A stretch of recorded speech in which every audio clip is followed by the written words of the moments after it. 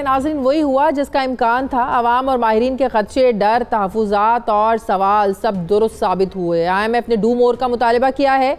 उधर हुकूमत ने स्टेट बैंक की खुद मुख्तारी का बिल पास कराया। उधर IMF ने स्टेट बैंक को तामीराती सरगर्मियों पर इक़दामात वापस लेने का मुतालबा कर दिया है। यही नहीं बल्कि ज़राए की तरफ से सामने आने वाली तफसीलात के मुताबिक IMF ने हुकूमत पाकिस्तान को हिदायत जारी करते हुए कहा है कि डायरेक्ट टैक्सेस की मद में 529 अरब रुपए वसूल किए जाएं, सेल्स टैक्स की मद में 518 अरब रुपए वसूल किए जाएं और 50 अरब की एक्साइज और 58 अरब की इजाफी कस्टम ड्यूटी वसूल की जाए। ये जो मुज़ाकरात हुए IMF और हुकूमत पाकिस्तान के दरमियान, उसकी डिटेल्स जो है ना वो सामने आई हैं कि किन मुज़ाकरात की बुनियाद पर पाकिस्तान को जो $1 अरब की किस्त जारी की गई है, उसके पीछे ये वजूहात थीं। इसके अलावा पेट्रोलियम लेवी की मद में 406 अरब रुपए इकट्ठे किए जाएंगे, जबकि कई नए टैक्सेस लगाने के साथ साथ बिजली और गैस पर टैरिफ भी बढ़ाने का कहा गया है। यही नहीं बल्कि खाद, ज़राई अद्वियात, ट्रैक्टर्स और दीगर कई चीज़ों की सब्सिडी ख़त्म करने के लिए भी कहा गया है कि इस पर भी नज़रसानी की जाए। क्यों कुल मिलाकर अगले बजट में 1100 अरब रुपए के इजाफी टैक्सेस इकट्ठे करने का अगर ये कहा जाए कि हुक्म दिया गया है, ये गलत नहीं होगा। बात सिर्फ यही ख़त्म नहीं होती। ज़रा ये बता रहे हैं कि हुकूमत ने IMF को इन सब हिदायत पर अमल दरामद करने की यकीन दहानी भी करा दी है। फिर मामला यहाँ पर नहीं रुका, बल्कि IMF ने पाकिस्तान से कहा है कि फैटफ के जिन 27 निकात में से आखिरी नुक्ता रह गया था, उस पर भी जल्द से जल्द इस पर इम्प्लीमेंट किया जाए और अक़वाम मुत्तहिदा की तरफ से करार दिए गए जो दहशतगर्द ग्रुप्स हैं, उनके रहनुमाओं के ख़िलाफ़ तहकीकात करके उनको सज़ाएँ दी जाएँ। चलें, बात यहाँ तक रहती तो भी ठीक था, मगर IMF ने आगे बढ़ते हुए ये भी कहा है कि आइंदा साल का जो माली बजट होगा उसमें तरक्याती प्रोग्राम के लिए 559 अरब रुपये और दिफा के लिए 1586 अरब रुपए रखे जाएं। ये फैसले गैर मुतवक्के नहीं हैं। वज़ीर-ए-आज़म इमरान खान खुद कह चुके हैं कि IMF के पास जाना कौमी सलामती पर कॉम्प्रोमाइज़ करना होता है, और आज हमने ये देखा। जब ये डिटेल्स सामने आई तो ये सब दुरुस्त साबित हो गया। नाज़रीन, इस तरह तो फिर होता है इस तरह के कामों में, लेकिन इतनी जल्दी हो जाता है, ये हैरान कुन है। इसी मौजू पर मैं बात करूँगी। मुझे ज्वाइन करेंगे माहिर मौशियात डॉक्टर फ़ारूक सलीम साहब। अस्सलाम वालेकुम, बहुत बहुत शुक्रिया डॉक्टर साहब आपका। क्या यही एक्सपेक्टेशंस थी जो हम कह रहे थे, ऑपोजिशन भी कह रही थी कि IMF के साथ किन बेसिस पर आपके मुज़ाकरात हुए हैं वो सामने लाए जाएं, बिल आखिर वो चीज़ें सामने आ गई? यही एक्सपेक्टेड था कि ऐसी सख्त शराइतें होंगी? देखिए, दो बुनियादी बातें हैं। पहला बुनियादी नुक्ता तो ये है कि कोई हमारी कनपट्टी पे, किसी हुकूमत की कनपट्टी पे बंदूक नहीं रखता। हमें कोई ज़बरदस्ती IMF के पास नहीं लेके जाता। हम IMF के पास जाते हैं क्योंकि हमारी अपनी पॉलिसीज़ जो हैं उनमें खसारे हैं, क्योंकि हमारी एक्सपोर्ट जो है वो बढ़ नहीं रही, हमारी इंपोर्ट्स जो हैं वो 70-80 बिलियन पे जा रही हैं। तो एक कोई 15-16 अरब डॉलर का करंट अकाउंट डेफिसिट होने चला है। तो आप समझिए कि वो जो अंग्रेजी में कहते हैं between the devil and the deep blue sea, तो हम जाएं कहाँ जाएं। ऑपोजिशन ज़रूर तनकीद करती है, लेकिन ऑपोजिशन ने भी कोई मुतबादिल एक हिकमत अमली या मुतबादिल कोई तरीक़ा कार जो है वो सामने नहीं रखा।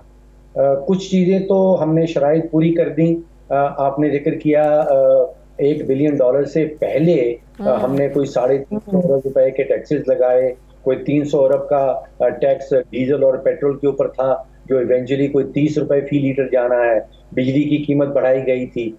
तो $1 बिलियन वसूल करने से पहले मेरा तखमीना यह है कि तकरीबन 800 से 900 अरब रुपए का इजाफी बोझ डला था, जिसका मतलब ये है कि तकरीबन 30,000 रुपए फी पाकिस्तानी खानदान, कोई तकरीबन 3 करोड़ खानदान इस मुल्क में बसते हैं, तो 30,000 रुपए का इजाफी बोझ जो है वो तो पहले ही डल चुका है। अब जो नई डिमांड, मतलब कि आप बिजली इस्तेमाल करें ना करें, आपको टैरिफ की मद में पैसे देने ही देने हैं। बिजली आए ना आए, आपको पैसे देने ही देने हैं। आप देख लें, शाम के टाइम घरों में गैस बिल्कुल ना होने के बराबर होती है, लेकिन क्या करें, पैसे तो आपको देने ही देने हैं। गैस के बिल तो वैसे आने ही आने। और न सिर्फ आने ही आने हैं बल्कि बदतरीज बढ़ते जाएंगे। अभी पाकिस्तान हमें ये बता रहा है कि पिछले एक साल में तकरीबन 56% 56% बिजली की कीमत जो है वो बढ़ी है। इसके साथ साथ कोई 55% जो है वो खाने बनाने के तेल की कीमत बढ़ी है, फिर कोई 41% दाल मसूर की कीमत बढ़ी है। तो आप, मेरा मशवरा ये है कि तो कस्टम ड्यूटीज बढ़ाइए। दालें तो हम इंपोर्ट करते हैं ना, तो कस्टम ड्यूटी बढ़ाइए तो जाहिर है ये चीजें महंगी हो जाएंगी।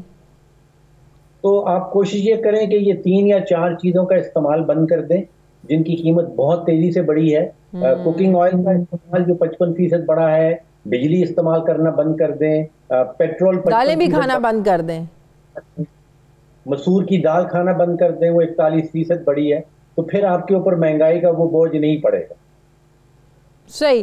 तो IMF का जाहिर है अभी आपका ये ख़त्म होना है, इस साल के आखिर में आपका ये प्रोग्राम ख़त्म होना है, तो उसके बाद भी ये इस प्रोग्राम को कंटिन्यू हुकूमत रखेगी या मजबूरी है कि हमने रखना ही रखना है? देखिए, सितंबर 2022 में ये प्रोग्राम खत्म हो रहा है। इसमें लगभग $2 बिलियन हमें और मजीद मिलना बाकी है। लेकिन उससे पहले हमें क्या करना होगा? This is the question. ये है कि ये पहली हुकूमत होगी पाकिस्तान की 70 साला माशी तारीख में, या 70 साला हमारा जो ताल्लुक रहा है IMF के साथ, पहली हुकूमत होगी कि इसको 2 IMF के प्रोग्राम करने पड़ेंगे। सितंबर 2022 में ये प्रोग्राम खत्म हो जाएगा और अगले कुछ महीनों में मुझे नजर नहीं आ रहा कि हम इस प्रोग्राम से बच निकलेंगे। हमें दोबारा IMF के पास जाना पड़ेगा। देखिए, अगर 2022 के सितंबर में खत्म होता है, 2023 में इलेक्शंस हैं, अब जरूरी तो नहीं कि तहरीक इंसाफ की हुकूमत आए, अगर कोई और हुकूमत आती है तो वो पाबंद होगी इसको कंटिन्यू करने की, उन्हीं शराइत के साथ जो तहरीक इंसाफ की हुकूमत के साथ मामला तो उन्होंने तय करे। देखिए, सितंबर 2022 में ये करंट प्रोग्राम खत्म हो रहा है। हाँ। मुझे महसूस ऐसा हो रहा है कि हमें फौरन उसके बाद जो भी हुकूमत हो उसको IMF का एक और प्रोग्राम करना पड़ेगा। और उससे पहले जो 4 शराइत अभी सामने आई हैं IMF के प्रेस रिलीज में, उसमें तकरीबन 170 अरब रुपए के इजाफी टैक्सेस हैं तनख्वाहदार तबकात के ऊपर। वो कह रहे हैं कि जो डायरेक्ट टैक्सेस दे रहे हैं उनके ऊपर भी आप टैक्स का रेट बढ़ा दें और 70 अरब रुपया इजाफी इकट्ठा करें। दूसरी उनकी फरमाइश, उनकी शर्त ये है कि जो हाउसिंग स्कीमों के लिए पैसे दे रखे हैं स्टेट बैंक ने और बैंकों के ऊपर लागू कर रखा है, उसको भी खत्म करें। जो कंस्ट्रक्शन सेक्टर के लिए इजाफी पैसे दिए जा रहे हैं उनको भी बंद किया जाए, और टेक्सटाइल सेक्टर को जो सस्ते रेट ऑफ इंटरेस्ट के ऊपर कर्जाजात दिए जाते हैं वो भी स्टेट बैंक खुद से देना बंद कर दे और एक नया इदारा कायम किया जाए। तो ये 4 बड़ी शराइत हैं जो हमने पूरी करनी है। हम तो कह रहे थे सीमेंट बड़ा बिक रहा है, सरिया बड़ा बिक रहा है, तो जाहिर है ये जो हुकूमत ने इतनी छूट दी हुई थी, एमनेस्टी दी हुई थी, उसकी बदौलत था। हम कह रहे थे तामीराती शोबे को बड़ा बूम मिल रहा है, तो ये तो जाहिर है फिर इंडस्ट्री आपकी नीचे जाएगी, इसको तो कोई फायदा नहीं होगा। देखिए, इन चार चीज़ों के नतीजे में अगर इंडिविजुअल्स के ऊपर, सैलरी क्लास के ऊपर टैक्स का रेट बढ़ता है तो इसका मतलब है कि उनकी कुव्वत खरीद गिर जाएगी, वो बाजार में जाके कम चीज़ें खरीदेंगे। अगर बाजार में जाके कम चीज़ें खरीदेंगे तो फिर कम चीज़ें बनानी पड़ेंगी, तो हमारी मैन्युफैक्चरिंग इंडस्ट्री जो है वो नीचे चली जाएगी। अगर हाउसिंग स्कीम्स और कंस्ट्रक्शन इंडस्ट्री के ऊपर, जैसे आपने कहा कि उनकी जो रियायती कर्जाजात हैं, अगर वो स्कीम वापस की जाती है तो फिर आप सोचिए कि उसके साथ कोई 50-60 मजीद इंडस्ट्रीज जुड़ी हुई हैं जो आपको सीमेंट प्रोवाइड करती हैं, जो आपको सरिया प्रोवाइड करती हैं, उनका भी डाउनफॉल हो जाएगा। फिर टेक्सटाइल सेक्टर जो है वो भी प्रेशर में आ जाएगा। तो ओवरऑल तो मईशत इन शराइत के नतीजे में मजीद स्लो डाउन हो जाएगी, और जो हुकूमत ने इशारे दिए हैं GDP ग्रोथ की तरफ से, वो मेरा खदशा है कि पूरे नहीं हो पाएंगे।